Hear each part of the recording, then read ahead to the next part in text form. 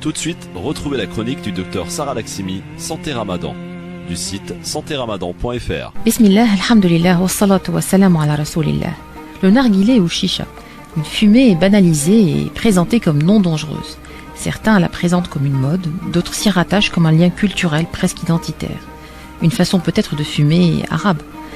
Les vendeurs de tabac spécial chicha l'ont compris et le marketent de mieux en mieux. Pour contourner les lois anti-tabac, les fabricants vont inventer un tabac sans tabac. Que des herbes, mélasses, parfumées avec de la glycérine et des essences qui vont lui conférer ces goûts exceptionnels qui font son succès. Le narguilé a une image très positive.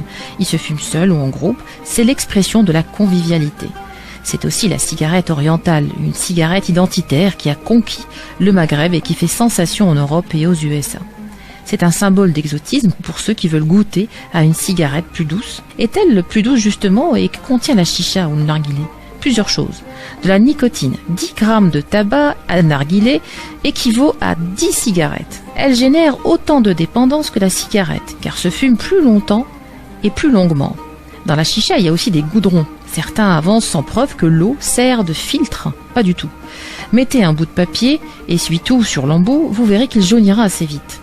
De plus, le narguilé se fume avec un bout de charbon incandescent qui est de fait toxique, donc potentiellement à lui seul générateur de cancer.